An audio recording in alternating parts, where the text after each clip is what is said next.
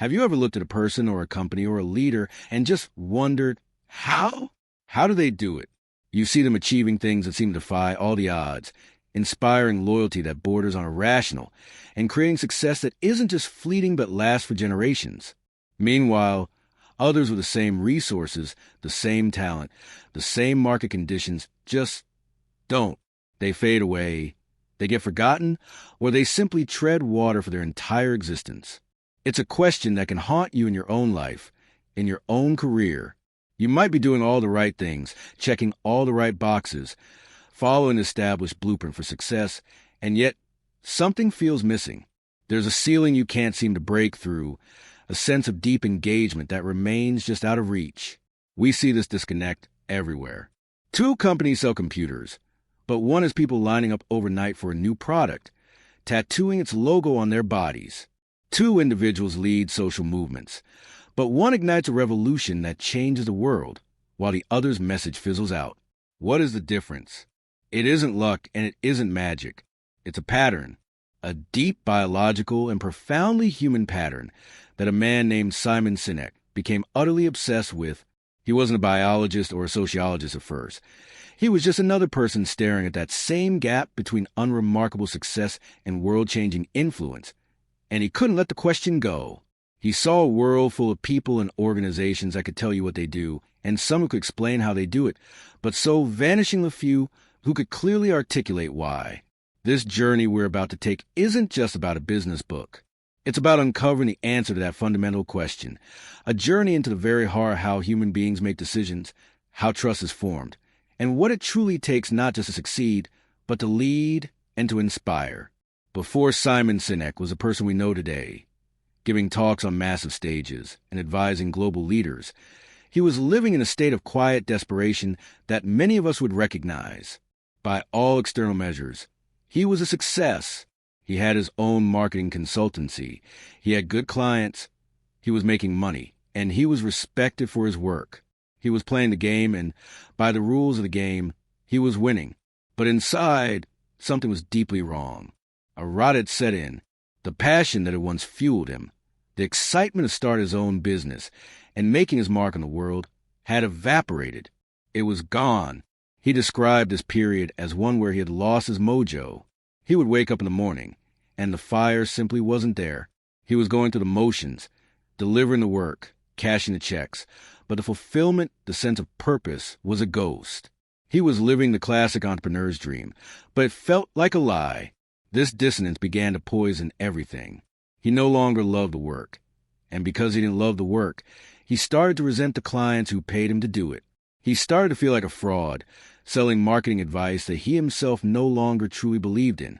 He was a walking embodiment of the very problem he would later solve. He knew what he did, marketing consultancy, and he knew how he did it, his specific strategies and processes, but he had completely lost touch with his why. He had forgotten the original reason he started his business in the first place, the belief that had propelled him to take that initial risk. This wasn't just a minor slump. It was a profound crisis of meaning that led him into a state of depression. He was at a genuine crossroads, on the verge of giving up entirely. The world without his future discovery was a world where he and countless others were just cogs of a machine, chasing metrics of success, profit, growth, market share, that ultimately left him feeling empty. It was a world governed by what he would later call manipulation, not inspiration. Companies try to win customers through price drops, promotions, fear-mongering, or peer pressure. These tactics work. They can generate transactions, but they don't build loyalty. They create a customer for a day, not a customer for life. Sinek was living in that world, and he was perpetuating it, and it was breaking him. His moment of crisis wasn't a single event, but a slow, crushing realization that the path he was on was a dead end. He knew there had to be a different way, a better answer. He knew there must be a reason why he felt so disconnected, and why some leaders and companies seemed to radiate a sense of purpose that he had lost. His quest wasn't born from academic curiosity. It was born from deep personal pain and a desperate need to find his own way back. His search began not in boardrooms, but in books, in history, in conversations. He became an anthropologist of success, looking for the hidden pattern, the code that connected these disparate examples of extraordinary influence. And that's when he had his first monumental breakthrough. He discovered something so simple, yet so profound, that it would change everything. He called it the golden circle. Imagine 3 concentric circles. On the outside, you have the what? Every single person and organization on the planet knows what they do. This is a realm of products, services, job functions. It's the easiest thing to identify and talk about. The next circle in is the how. Some people and organizations know how they do what they do. This is their differentiating value proposition, their proprietary process, their unique selling proposition. This is where most marketing lies. Try to explain how a company is better or different. But at the very center of the circles, at the core, is a tiny circle, the why. Very few people or organizations can clearly articulate why they do what they do. And this isn't about making money. That's a result. The why is about purpose, cause, or belief. It's the very reason an organization exists. Sinek realized that the vast majority of us communicate from the outside in, from the clearest thing to the fuzziest. We say what we do, how we're different, and we expect a behavior like a purchase. But the inspired leaders, the inspiring companies, they all think, act, and communicate from the inside out. They start with why. The perfect example he found was Apple. If Apple were like everyone else, their marketing message would sound like this. We make great computers. They're beautifully designed, simple to use, and user-friendly. Want to buy one. And that's how most companies communicate. But that's not what Apple does. Apple starts with their why. Their message sounds like this. Everything we do, we believe in challenging the status quo. We believe in thinking differently. The way we challenge the status quo is by making our products beautifully designed, simple to use, and user-friendly. We just happen to make great computers. Want buy one. It's a completely different feeling. You're not just buying a product. You're buying into a belief system, an identity. He saw the same pattern in history. Take Samuel Pierpont Langley and the Wright brothers. At the turn of the 20th century, the pursuit of powered flight was the great technological challenge of the day. Langley had everything you'd think you need for success. He had a $50,000 grant from the War Department. He held a seat at Harvard. He worked at the Smithsonian. He had access to the greatest minds of the day. The New York Times followed him around everywhere. He was motivated by fame and fortune. His why was to be the first and get rich. A few hundred miles away in Dayton, Ohio, Orville and Wilbur Wright had none of that. They had no funding, no government grants. No one on their team had a college education, not even Orville and Wilbur themselves. But they had a powerful why. They believed that if they could figure out this flying machine, it would change the course of the world. They were driven by a dream, a cause so powerful that it inspired the unwavering loyalty of a small team from their hometown who sweat and bled with them in their bicycle shop. On December 17th, 1903, the Wright brothers took flight, and the world didn't even know for a few days. Langley, on the other hand, after a couple failed public attempts, quit. He could have just tweaked his design, but he didn't. He wasn't in it for the belief. He was in it for the glory, and when the glory didn't come, he was done. Sinek realized this wasn't just psychology. It was biology. The outer 2 circles of the golden circle, the what and the how, correspond to our neocortex. This is the newest part of our brain, responsible for rational and analytical thought and language. The central circle, the why, corresponds directly to our limbic brains, which are responsible for all of our feelings like trust and loyalty. The limbic brain is also responsible for all human behavior and decision-making, but has no capacity for language. This is why we have gut feelings. It's not our stomach. It's a feeling we get about a decision that we struggle to explain in words. When we communicate from the outside in, we can present people with vast amounts of features and benefits and facts, but it doesn't drive behavior. When we communicate from the inside out, we're talking directly to the part of the brain that controls decision-making. People don't buy what you do. They buy why you do it. This was the first giant piece of the puzzle. But as he dug deeper, Sinek realized that simply knowing your why wasn't enough. It was a powerful start, the essential foundation, but it wasn't the whole story. He saw companies that had clearly started with a powerful sense of purpose, only to lose their way over time. He saw leaders who once inspired millions, but whose message eventually became diluted and ineffective. This led him to a critical complication. A why is not a static thing. It's like a fire that needs to be tended. If you don't protect it, if you don't nurture it, it can go out. The discovery of this complication led him to the second core principle, a deeper truth that gives the golden circle its practical power. The principle is this: for a why to have any real impact, it must be supported by the discipline of how and the consistency of what. The why is the belief. The hows are the actions you take to realize that belief. And the what are the results of those actions, your products, services, and culture. They must all be in balance. For this, he looked at the story of Walmart. Sam Walton built his empire on a crystal clear why. He believed in serving the common person, in bringing value to small towns and communities that were often overlooked by big retailers. His purpose was to help people save money, so they could live better. This was his cause. His hows were things like servant leadership, treating his employees as partners, and a relentless focus on logistical efficiency to keep costs down. His whats were the friendly stores and the low prices. For decades, this created one of the most powerful companies on earth. But after Sam Walton passed away, the balance began to shift. The company began to be run by people who were excellent at the hows and the whats, but who had lost the visceral connection to Walton's original why. The focus shifted from helping people live better to simply having the lowest price. The why faded into the background, and the what became the driving force. As a result, the culture changed. Stories of employee mistreatment and ruthless supplier negotiations began to surface. The company that was built on a noble cause began to be seen as a cutthroat corporate predator. It was still massive, still profitable, but the inspiration, the deep loyalty, had eroded. It had lost its soul. To explain how to maintain this balance, Sinek developed a brilliant metaphor: the celery test. Imagine you go to a dinner party, and someone gives you advice. You need to buy M&Ms celery, rice milk, and Oreos for your business. It's all good advice from smart people. So you go to the supermarket and you buy it all. But when you get to the checkout, your cart is just a random assortment of items. There's no coherence. This is what happens when organizations make decisions based on outside advice or short-term metrics, without filtering them through their purpose. Now, imagine you go to the supermarket with a clear why, to do only things that are healthy.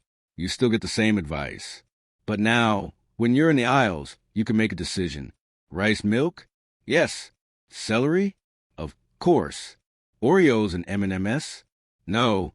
It's not that they're bad products. They just don't fit.